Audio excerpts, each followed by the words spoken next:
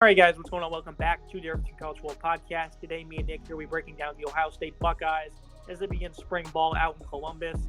This is going to be an interesting offseason to watch for Ohio State, Nick. Some of the key offseason headlines here to monitor. There's a couple of them. How smooth will the transition from C.J. Stroud be? I think year two under Jim Knowles, that begins. There still doesn't seem to be the ideal personnel on that side of the ball, so that's something we're going to discuss. Brian Hartline, he takes over as OC as Ryan Day takes a bit of a step back from his play calling duties, which he's had ever since he overtook this position at Ohio State. But I think the most important one, Nick, is how are the emotions going to be following a brutal end to the season? They lost to Michigan by double figures. They got absolutely manhandled in that fourth quarter at home.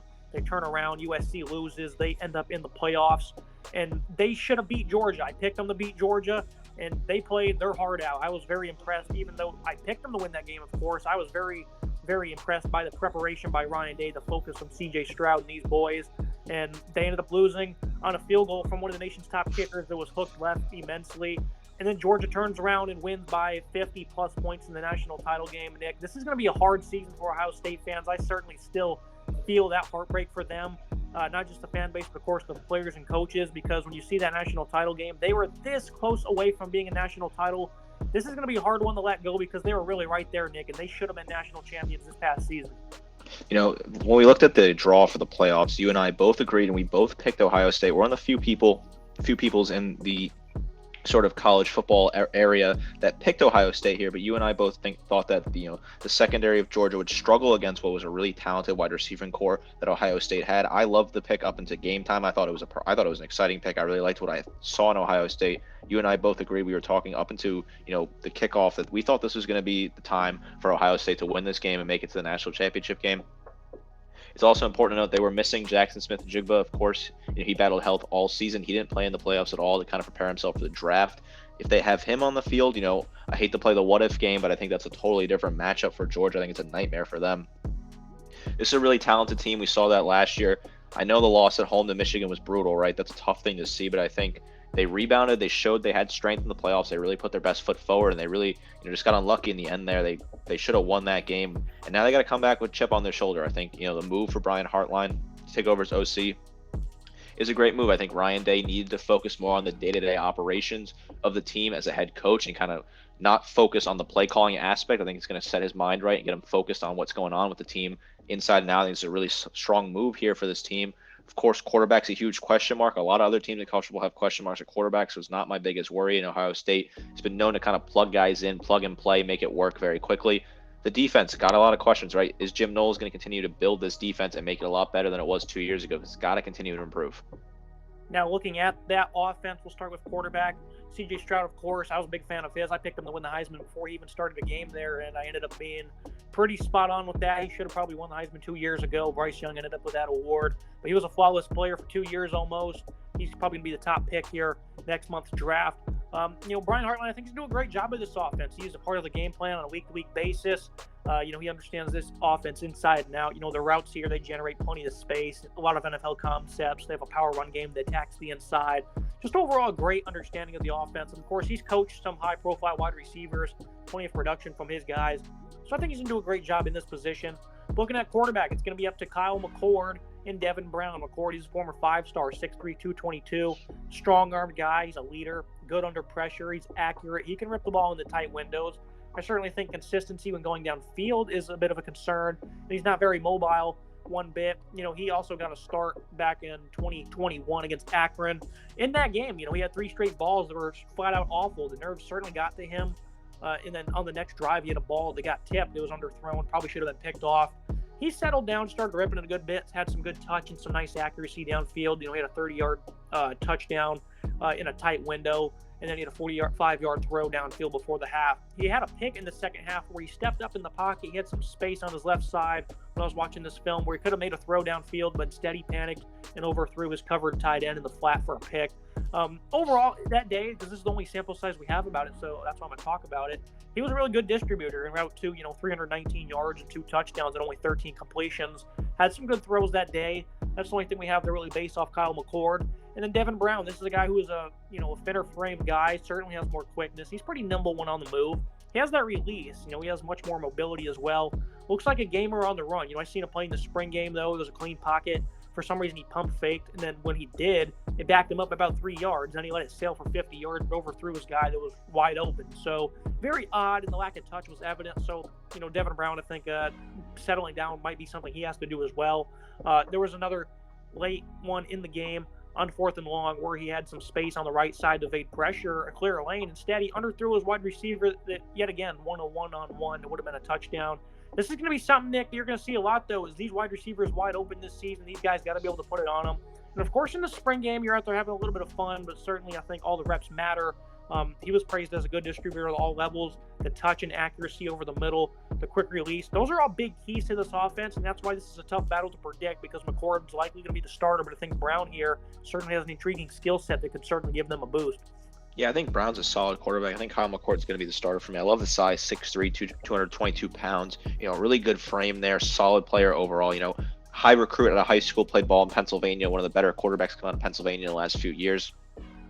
Really talented top to bottom, strong arm, accurate, good leader. Been in the system for a while, knows the playbook top to bottom, had that start against Akron. So that's the kind of film that we've been working with here. Didn't really play a whole lot at all this past season. His numbers are very low. He only had 20 attempts throughout this season, 16 completed passes in garbage time, 190 yards, very small sample size, but I think he's got to be the quarterback here for me. I think he's a good plug-and-play kind of guy. I think we'll see a lot during the spring, of course. We can watch during the spring and see what's going on there, but I think this has got to be the guy they go with here. I think Kyle McCord's the next leader in Columbus.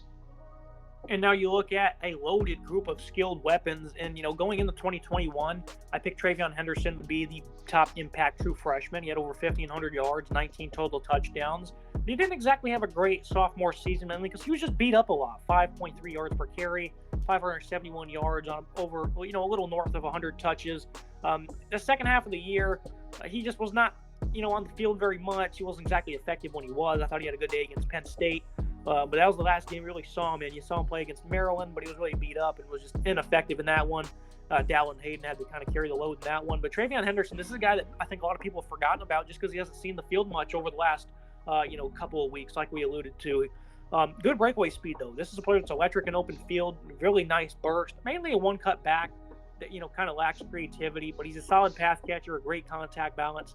I think his movement skills for 5'10", 214, both of these backs for their size is very impressive because Mayan Williams, 5'9", 225. This guy is a bulldozer. At least that's his mentality. He's physical. I really like his speed for that size. He has a strong lower half. Kind of reminds me of a Marshawn Lynch type of runner with how his style is. The subtle movements of his feet are pretty good. And then Dalton Hayden, got some notes on him. He's not as physical as his teammates. There's a lot of times I thought he shied away from contact in that Maryland game, but he hits the hole with speed, great ball security, as does Mayan Williams. So this is a great trio of running backs, Nick. We'll allude to the receivers here in a second, but what do you feel about this running back core, rather? 3 really good options. These guys were all former, highly touted recruits. This is a power run game that Ohio State loves to utilize. I think they're going to be in good hands this year. If TreVeyon Henderson can find that full, healthy form, he's going to be one of the most talented backs in the Big Ten. I really like what he can do. I think he's a solid player top to bottom. Of course, the injuries, kind of hampered him, but I think he can rebound here and be a talented player. I love what I saw to him in the small, sample size compared with the injuries. I think he's going to be the leading back here. He's got to carry this load for this team. 5.3 yards per carry, 6 touchdowns on the season. Very solid numbers. I think Mayan Williams is a very solid back as well. 14 scores on the ground this past season, 6.4 yards per carry, and a ridiculous number for him. Hayden as well, 5 yards per carry, 5 touchdowns on the season, 553 total yards. This is a good trio right here, one of the deadliest trios in college football on the ground. I think there's a lot of talent here. Ground and pound, Big Ten football is certainly going to be possible with this trio in Columbus. I think Henderson's going to step back up and have a huge season. Now you look at this receiving core, it's for years just been churning them out. PFF thinks that they don't only have the top-ranked pass catcher in the country, but the second best as well in Emeka Egbuka, Marvin Harrison Jr. This guy is just phenomenal. He's got a great blend of size, speed, skill, 6'4", 205. This is an acrobatic pass catcher, elite body control, good yards after catch, a great route runner. A lot of people have compared him to A.J. Green. I think that's a great comparison with his skills and his size. Of course, growing up, his dad's a Hall of Famer, so he certainly had he was ahead of the curve compared to some of these other pass catchers. He certainly has taken advantage of those genes, though, put them to good use, coming off a great year. Egbuka, this is a guy that lines up in the slot a lot. He had 5 drops, needs to improve his focus a bit. Covers ground real fast, in yards after catch. He's a good route runner himself. He's also good at finding the soft spot in zone. These two are flat out great pass catchers, Nick.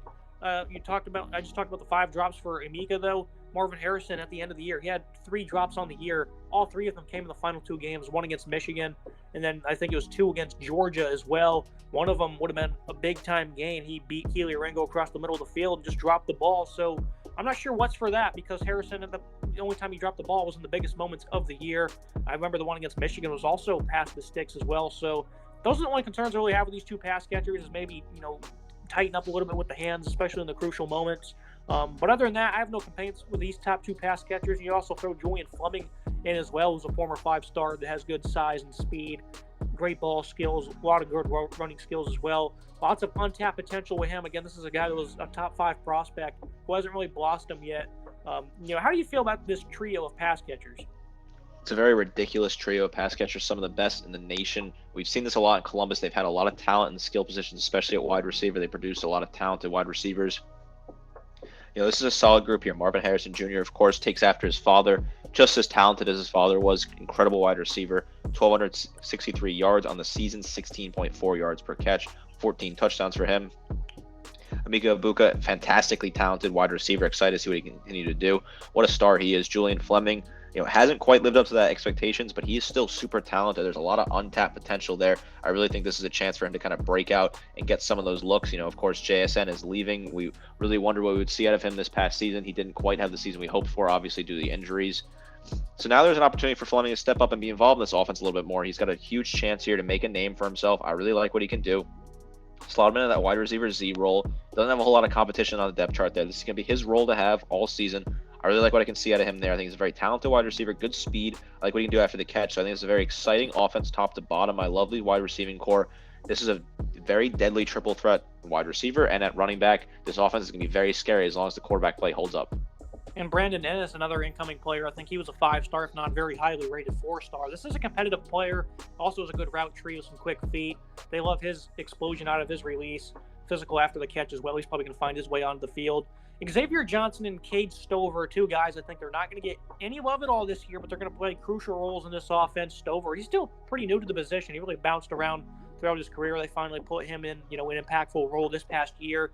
Pretty savvy athlete, impactful as a vertical threat this past year. Has a nice feel for finding space in zone, a good blocker in space on the move. That Penn State game, he was great. I thought he earned a lot of money that day in terms of draft stock, the 6'4", 255-pound tight end. He had a great block that was, creating some space for a touchdown. He had I think it was a touchdown. And if he didn't score, he was showcasing good skills after the catch. I thought that day, on Halloween weekend, he really earned some money that day against Penn State. Xavier Johnson, though, this is a guy that did not see much time at all in his career, or even in this past season, but he stepped up against Georgia, had 28 yards on 6 carries, and he showcased his versatility as a pass catcher at 43 yards and a touchdown. He ended up having that touchdown right before half, where Georgia seemed to have all the momentum. They bounced back. I think it was a 1.5-minute drive. He came down there and scored. So I think those 2 guys are not going to get enough love, but, it's just, an embarrassment of riches on this offense for Ohio State. The biggest concerns, though, Nick, lay with this offensive line, especially at tackle, DeJuan Jones, Paris Johnson. We raved about them for years, but they're now gone. I thought Donovan Jackson, he's now going to have to be the leader here on this unit. I penciled him out last year. I believe it was before the Michigan game and the Georgia game. I was like, he's kind of the weakness here. He's not bad by any means because he's still a good run blocker. He latches on, the inside. He has good power with the leg drive. He can certainly get caught flat-footed with minimal length and pass protection. That's certainly some negatives for him. And then Matthew Jones. This is a guy that's a bit slow out of his stance. Hand placement is inconsistent. Sustainable to the swim move. That's one thing. He's got annihilated against Georgia. He had a 19 grade for pass blocking against Georgia. He was getting absolutely destroyed. Had 5 worries in that game. But he does a good job of getting to the second level and getting square. Overall, a very sound lineman.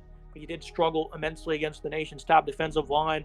I like the 2 guards here, Nick, Jackson and Jones. They're going to have to be the leaders. The rest of this unit's going to have to figure itself out, kind of. Jacob James at center. He's going to miss this spring due to injury. They picked up Victor Cutler, Louisiana Monroe. He was the worst graded lineman on their team last year. He had like 800 snaps, and his grade was just completely in the can. They really wanted to pick up linemen this year in the portal. They did not accomplish that. They're really not convinced they have 2 tackles that can start for them at the Big Ten level. So this offensive line, the coaches themselves don't seem to be too confident in it. Where is your confidence rating at?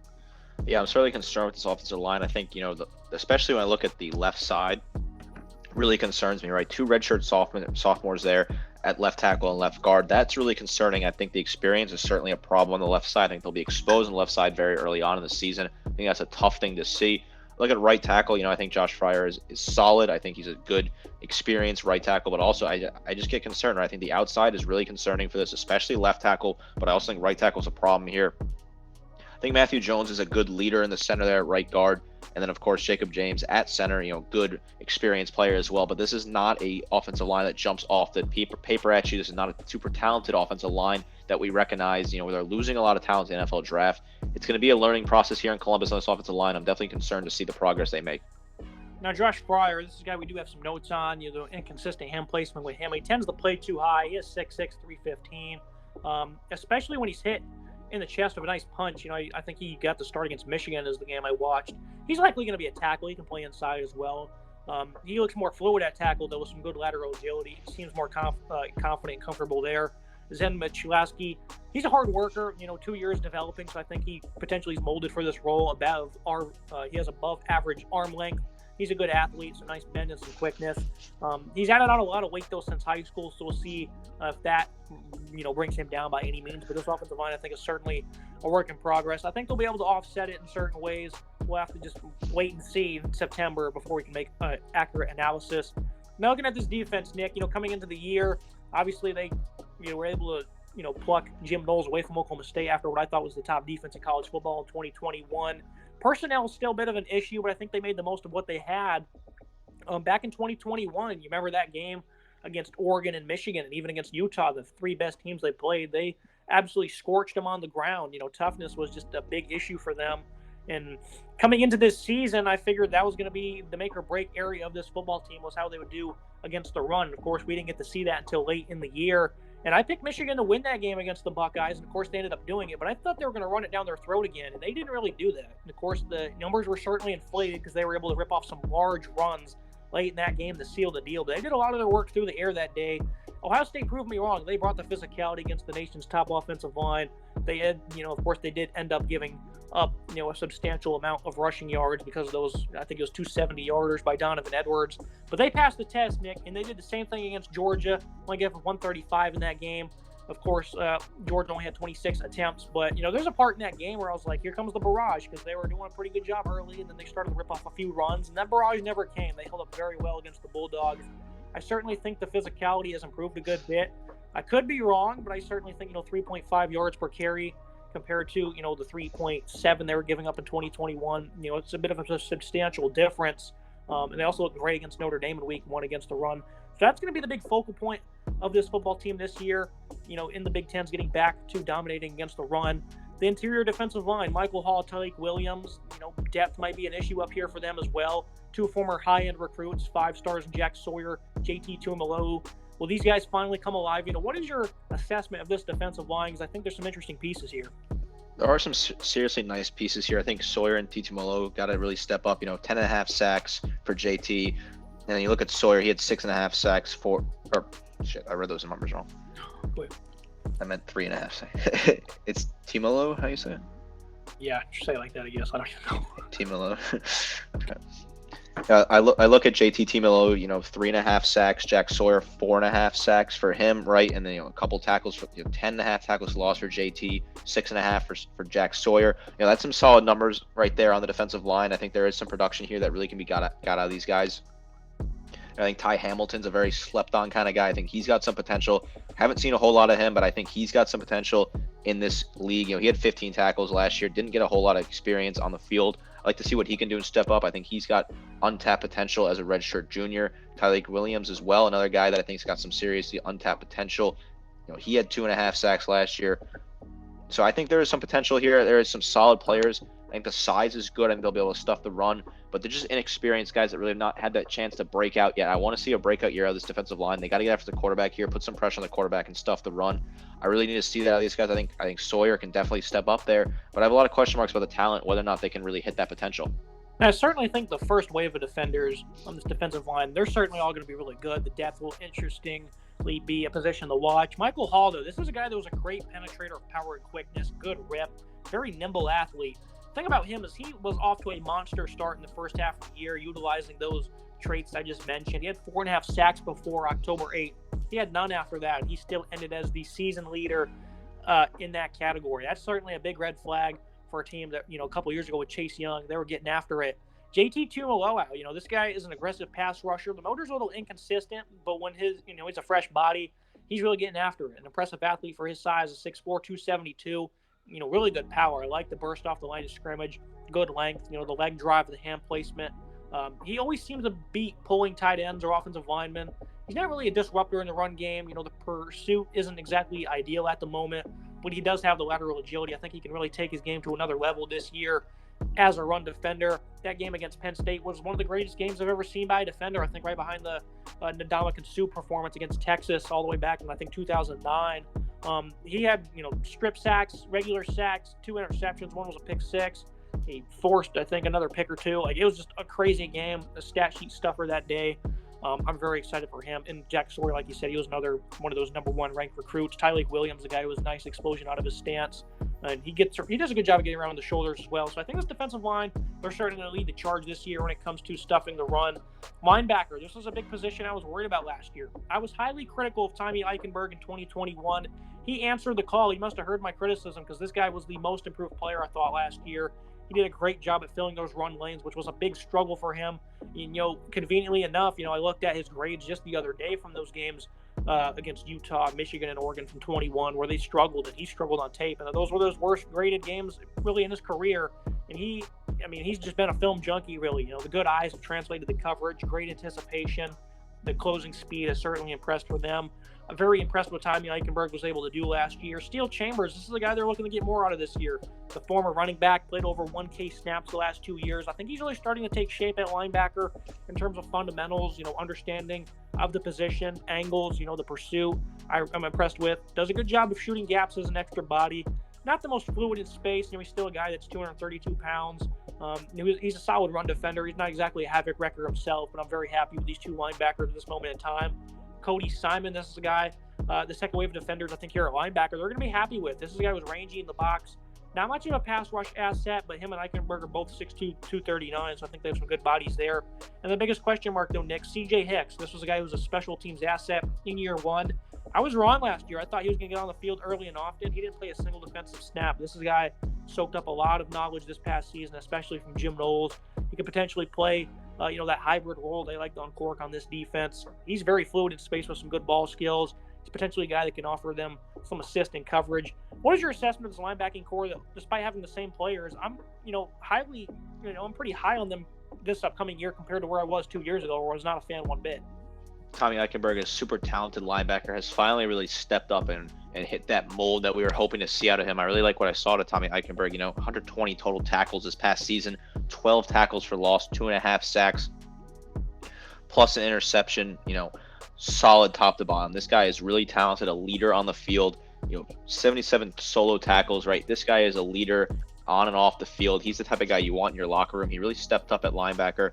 I love what I saw at Eichenberg. I think he can continue to do that this season. I think Steele Chambers is a really exciting guy. 77 total tackles, second team, 6.5 for loss, 2 sacks, right?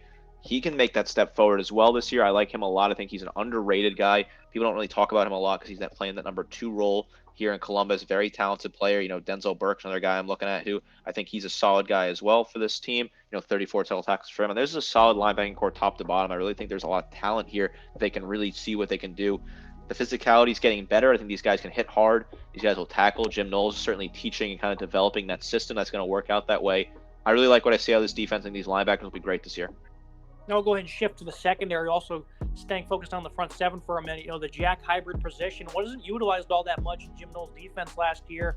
Wasn't used at all late in the year. The jack's usually going to be a guy that can, play linebacker, play out in coverage, put his hand in the dirt, come off the edge, just do a variety of things with athleticism and some size.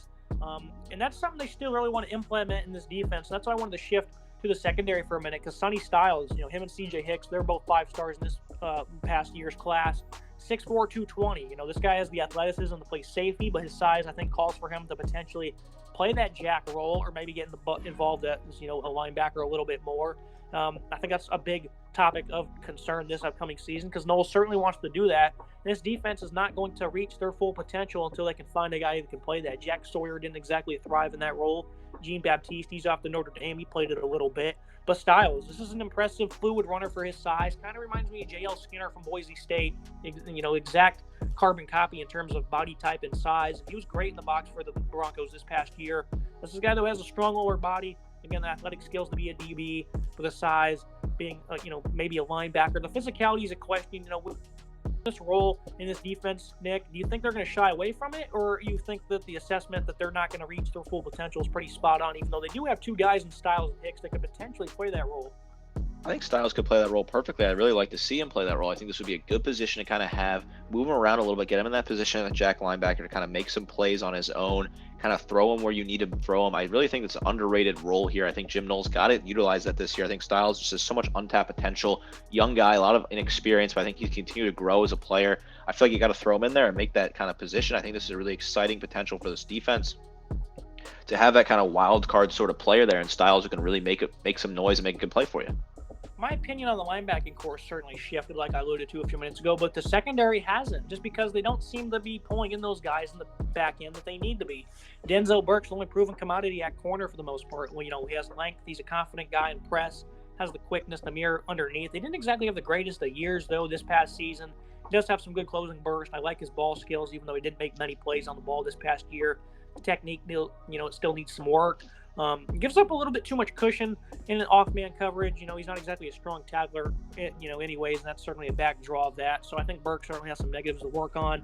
But other than that, Nick, there's no real proven commodities. I've been, studying the secondary for a couple of years now, and Jordan Hancock's the only guy I really, have much focus on. Cameron Martinez, he's been around a little bit, but, none of these guys have really stepped up. Jacqueline Johnson was around. I thought he would step up as a former, I think he was a top 5 cornerback recruit. He transferred out. So this group is really concerning. Denzel Burke, again, the only proven commodity. And that's where you insert Jihad Carter. He's one of the most underrated transfer additions, I think, in the conference, mainly because of his versatility. The guy who is 6'2", 198 from Syracuse, he's probably going to play that nickel role. He has experience in a 3-safety system, the 3-3-5 for the Qs. He made plays versus the run in the box and in a 3-deep shell. He's a much better tackler than the 3 starters they had last year at safety. This is a guy that has good football IQ. He understands the route concepts, can navigate his way through traffic. Last year, I thought Tanner McAllister coming over from Oklahoma State with Knowles would be a big-time addition. He didn't exactly have the greatest of years, but I still feel like his knowledge was, very applicable to this defense as they transition in schemes. Ohio State last year still found themselves in a lot of cover one, which was their staple for years, just having one guy playing 30 yards off the ball. And I think they kind of want to shy away from that, even though free man coverage, I think, was certainly a big, strong suit for this defense last year. I don't think that's exactly where Knowles wants to be. I think a guy like Carter who can play in the nickel and play in a 3-deep zone is certainly going to be highly beneficial to them, but I'm still concerned about the rest of this defense, especially since Laven the Ransom was a very inconsistent player because of poor vision, even though he did very good against tight ends last year and is a willing tackler in the box. Yeah, I think this is a secondary that's got to improve, needs to have some growth under Knowles. I think Ronnie Hickman's a solid player. Denzel Burke, we know what we got out of Denzel Burke. He's a really talented player. I like the way he hits on the field, 34 total tackles this past season, 5 pass breakups. I really like what he can do. I think he's a really talented player. Outside of that, though, there's a lot of question marks, right? Jihad Carter is a great pickup from Syracuse, looked really good on the film, one of the solid players, and was a really good secondary up in upstate New York in the past few seasons. So that's a really solid pickup here. I think he'll fit in perfectly. Kyle Stokes, I want to see a little bit of him. Latham Ransom, he's got to make some moves as well. I want to see what he can do. Denzel Burke, Sonny Styles, these are guys in the secondary. Jihad Carter, these are very talented players. I love Burke. I think he's a very talented player. He's very, good hitter. I like what he can do on the field. 34 total tackles this past season, 3 tackles for loss, 5 pass breakups. Really talented player. Jihad Carter was great in Syracuse, one of the talented players coming out of that secondary in upstate New York that's been good the past couple of seasons. So it's a great pickup out of the portal. I think Jim Knowles will find a way to use him perfectly. I like Kyle Stokes as well. I think he's a good player. I like to see what I can see out of Stokes. I think he's a talented player. Not a lot of experience, only 12 tackles this past season. Want to see him step up.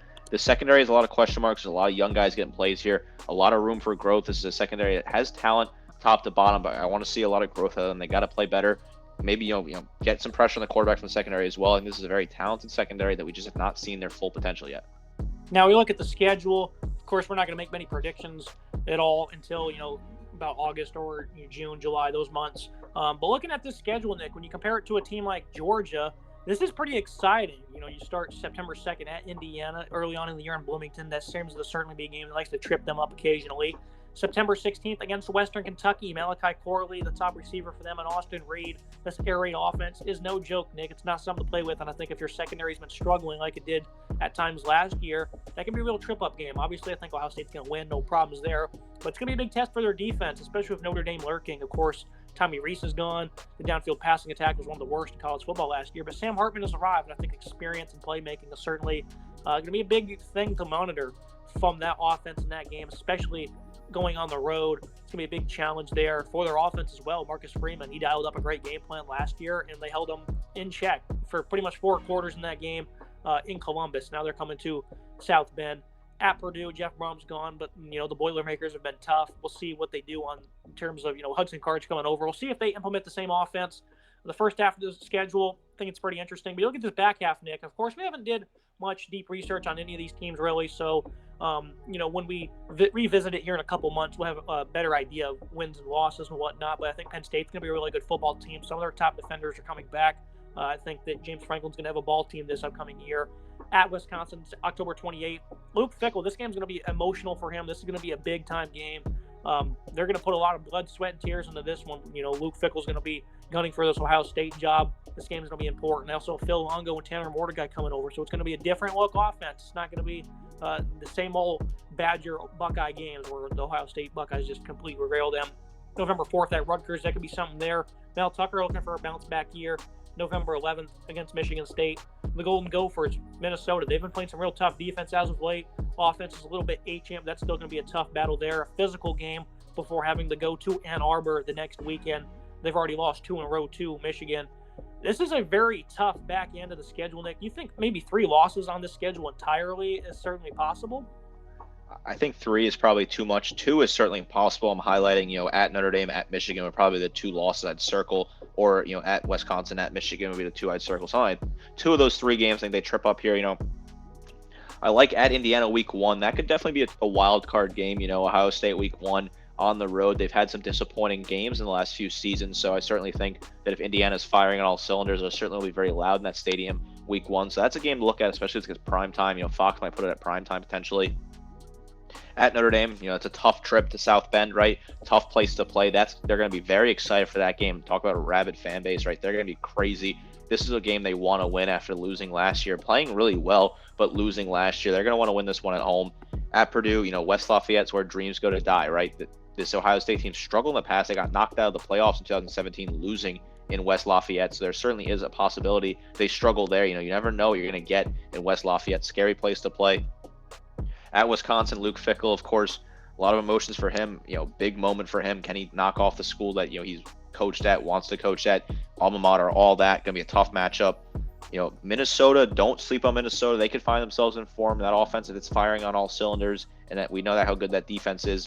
That could be a tough matchup potentially, even at home. And then at Michigan, if Ohio State loses 3 in a row to Michigan, there's got to be serious questions asked about Ryan Day, right? That's just, if you're an Ohio State fan, you probably think that's unacceptable to even think about losing 3 in a row to Michigan. They own that rivalry for the better part of 15 years. In the last 2 seasons, it's been a disaster against Michigan.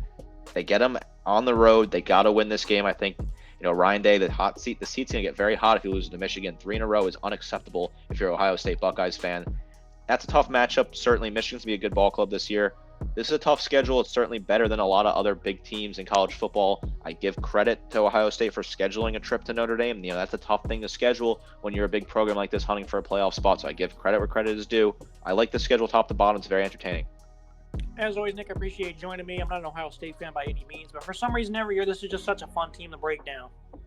Yeah, I'm personally not the biggest fan of the program, but they have a lot of talent. I love to watch them in the playoffs. I picked them to win the playoffs just like you did. I really think there's a lot of potential on this offense. I'm excited to see if Kyle McCord can kind of plug in and be that starter they need to get at quarterback. Make sure you guys like, comment, subscribe. See you next time.